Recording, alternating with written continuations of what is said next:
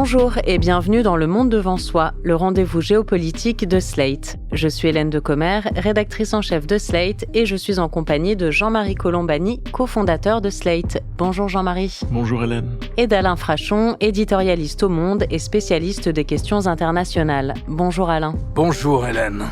C'est un plan militaire d'une ampleur inédite que Benyamin Netanyahou a annoncé début mai.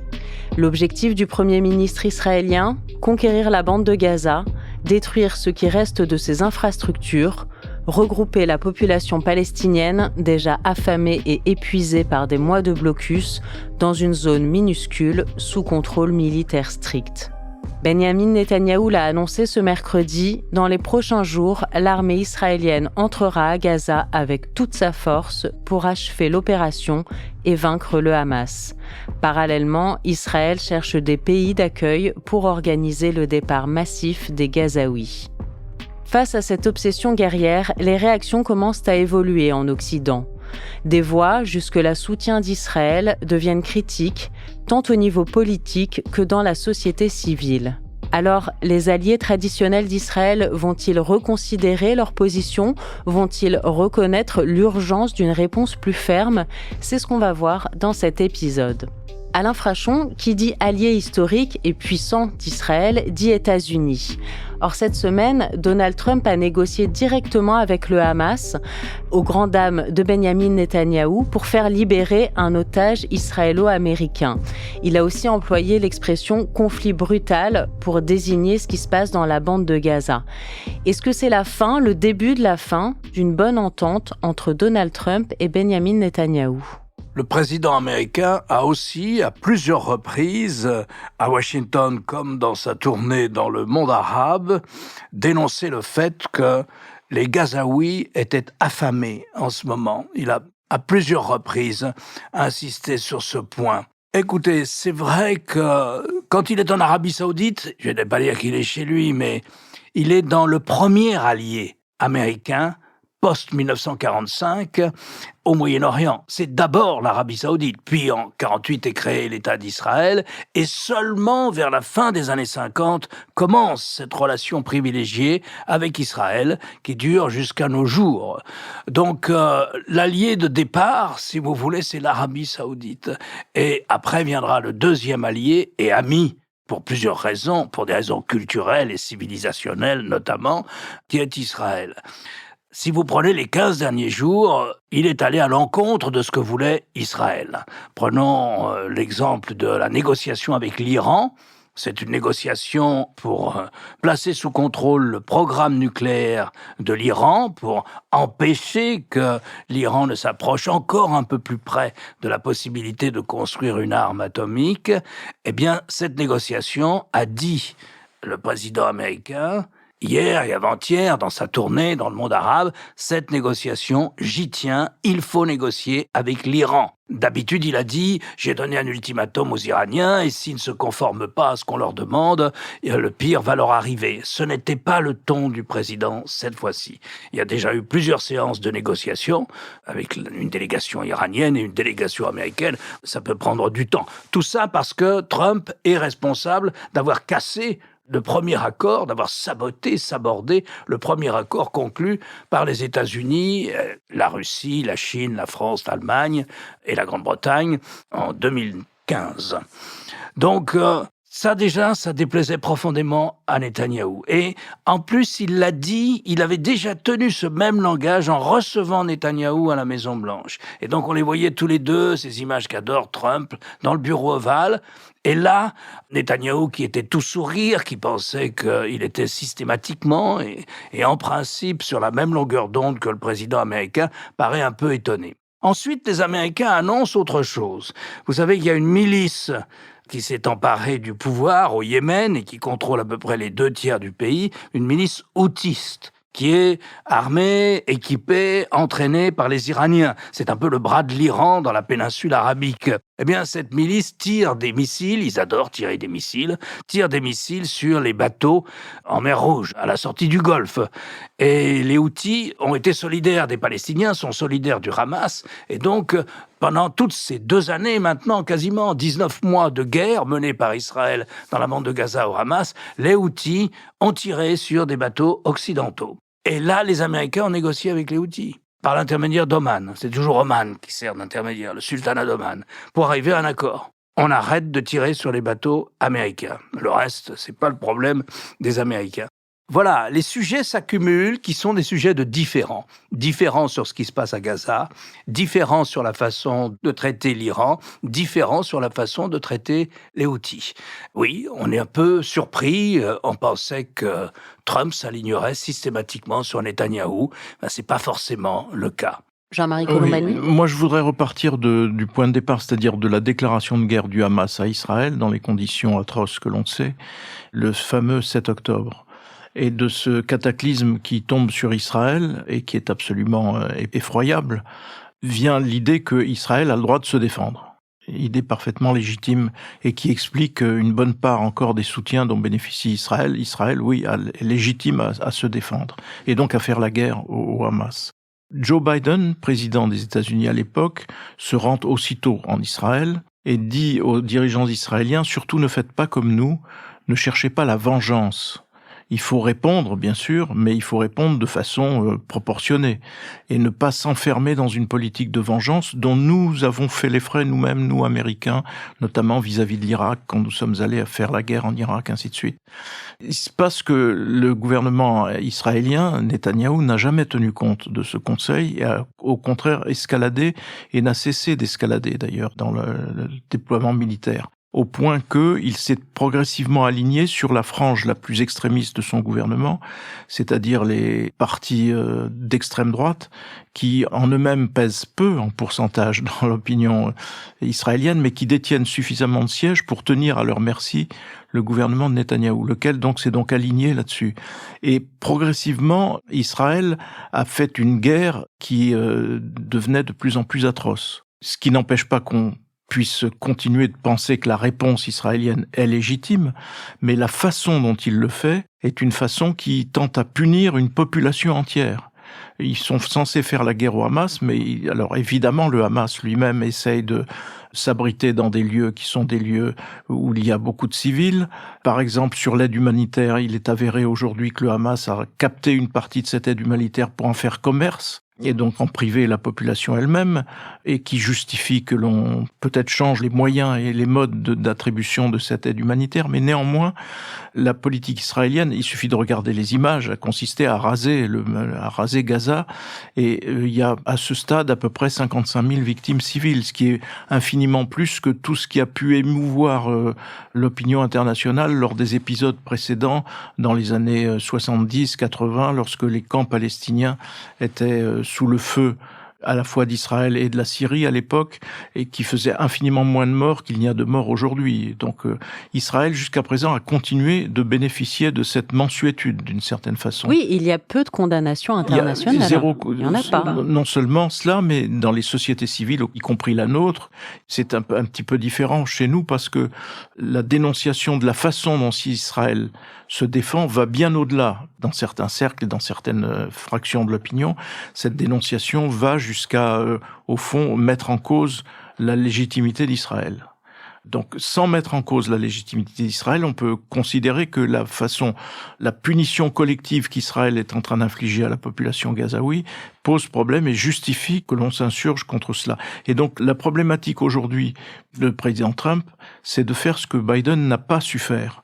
Biden a à un moment tenté de freiner les ardeurs guerrières du gouvernement israélien en essayant de limiter leur armement, mais ça n'est pas allé très loin et jamais les Israéliens ne se sont pliés aux demandes de Joe Biden. En revanche, le lien est si étroit avec Donald Trump, entre Netanyahou et Trump, que l'on pouvait penser que, constatant que cette disproportion, et que cette disproportion qui s'accompagne aussi d'une guerre en Cisjordanie, dont personne ne parle, mais les colons appuyés par l'armée israélienne font la guerre en Cisjordanie, dans une ambition également territoriale, puisqu'ils ne parlent plus de Cisjordanie, ils parlent de Judée-Samarie.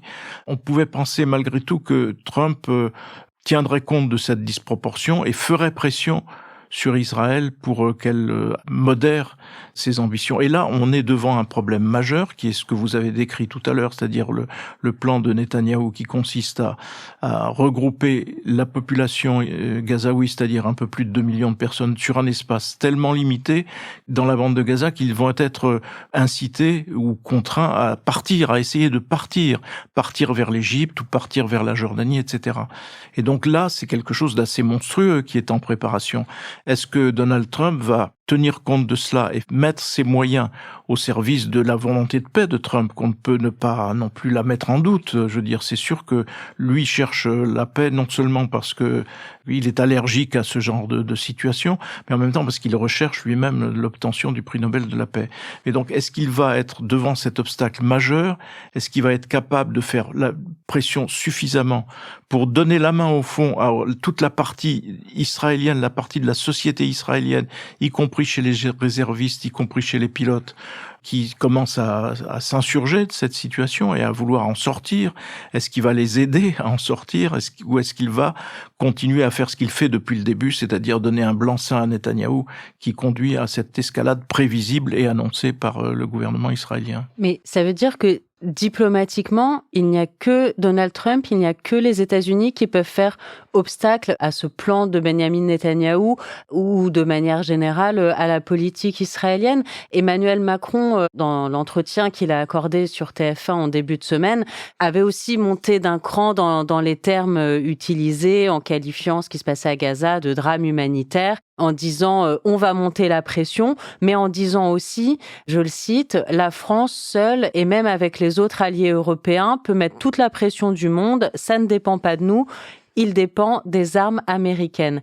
Est-ce que c'est vrai, Alain Frachon, que tout dépend de la position des États-Unis? Benyamin Netanyahou dépend, jour après jour, des bombes et des munitions et des roquettes que lui fournissent les États-Unis. Les Israéliens, tout seuls, ne produisent pas un nombre de munitions suffisant pour leur aviation ou pour leur artillerie pour mener la guerre qu'ils mènent depuis 19 mois. Donc à plusieurs reprises, comme le rappelait Jean-Marie, le président Biden s'est efforcé de calmer Netanyahou, de lui dire « vous faites une bêtise ». Il a dénoncé lui aussi le nombre de morts civiles et particulièrement de jeunes gens. C'est une population très jeune. Gaza, on considère que sur 53 000, il y a 18 000 personnes âgées de 18 à 2 ou 3 ans qui ont été tuées.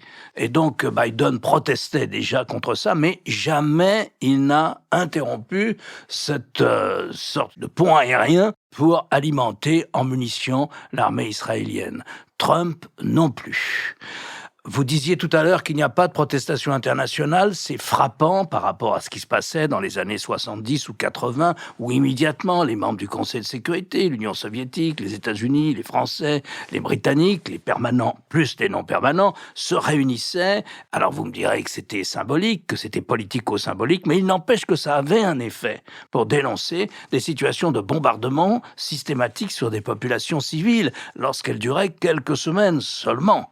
Alors là, on en est à 18 mois de bombardements intenses sur des gens dont il ne faut jamais oublier qu'ils ne peuvent pas fuir. Ils ne peuvent pas s'enfuir. La frontière avec l'Égypte est fermée et la frontière avec Israël est fermée. Ce sont les deux seules frontières possibles. Sinon, il y a la mer. Donc, c'est des gens qui sont dans une situation tragique au départ. Souvent d'ailleurs des réfugiés de 1948. Donc voilà, il n'y a pas de pression suffisante. Vous disiez qu'il n'y a pas de protestation internationale. Là, je crois qu'il ne faut pas se tromper.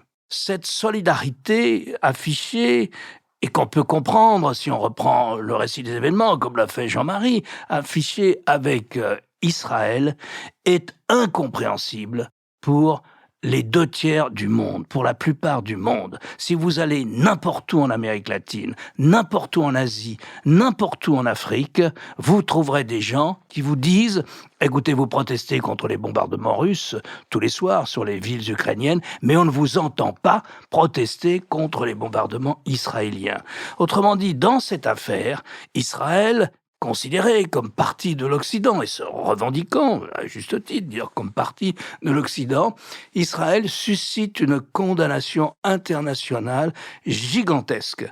Et nous perdons tout crédit à avancer des arguments humanitaires dans d'autres situations. Nous avons perdu toute crédibilité dans cette histoire. Donc il y a des répercussions internationales, il y a des réactions internationales. Simplement, on est dans une phase où l'ONU ne joue plus aucun rôle. Elle n'a jamais réellement fait la paix d'ailleurs, elle a toujours échoué dans ce domaine, mais là c'est plus fort que jamais. Les Russes ne disent rien, les Chinois ne disent rien, c'est pas leur problème. Les Chinois ont des bonnes relations économiques avec Israël, eux aussi pourraient exercer une pression. L'Union européenne a un accord de libre-échange avec l'Union européenne. Nous aussi avons les moyens d'exercer une pression. Je ne parle pas de chantage, mais de dire aux Israéliens, on ne peut pas continuer comme ça. La configuration actuelle est extraordinairement malsaine, d'une certaine manière, et unique dans l'histoire récente. Alors d'où va venir la protestation la plus forte ? Eh bien, elle vient d'Israël. Si j'en crois par exemple le forum des familles des otages, qui sont évidemment folles de rage contre le plan Netanyahou d'attaquer, de lancer une opération militaire de grande envergure contre la bande de Gaza. Parce que c'est la fin pour eux, de l'espoir de récupérer certains membres de leur famille ignoblement enlevés, traités dans des conditions atroces que l'on sait et que l'on ne raconte pas assez par ailleurs. Ils disent dans leur forum, vous avez, monsieur le Premier ministre, une occasion historique d'arrêter la guerre et de récupérer les otages. Sur les 59 qui manquent encore, on considère qu'une vingtaine sont toujours vivants. Faites-le. Il ne le fait pas. Il ne le fait pas. Il y a des manifestations toutes les semaines. Plus grave peut-être pour lui, l'armée.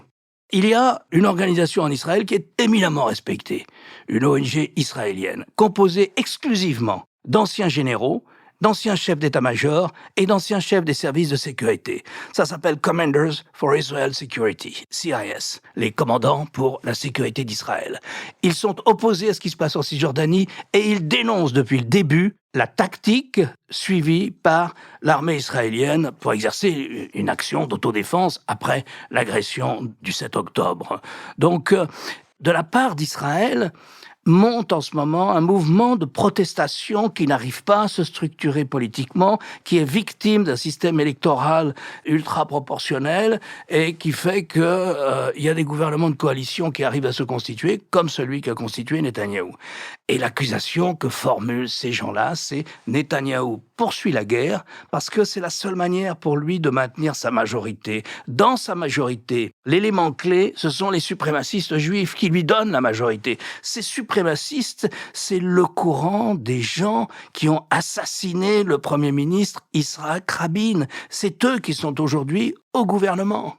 Et Netanyahou sait très bien que s'il perd la majorité, cette majorité, eh bien, il ira en procès pour des affaires de corruption, d'abus de pouvoir et autres. Il a 4 procès qui l'attendent et il peut être même condamné à de la prison. Donc on a presque le sentiment qu'il poursuit cette guerre à des fins personnelles, sachant qu'il ne peut pas quitter le pouvoir sauf à se retrouver devant les juges et donc obéissant aux éléments les plus extrémistes de sa coalition.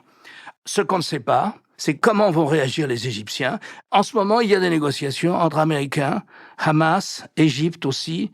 Il y a des négociations, cette fois-ci au Qatar, à Doha, menées côté américain par l'envoyé spécial, Witkoff, pour empêcher l'opération Les chariots de Gédéon, c'est une référence biblique, que prévoit Netanyahou pour empêcher cette opération de l'armée israélienne contre la bande de Gaza. Est-ce que cela va aboutir ?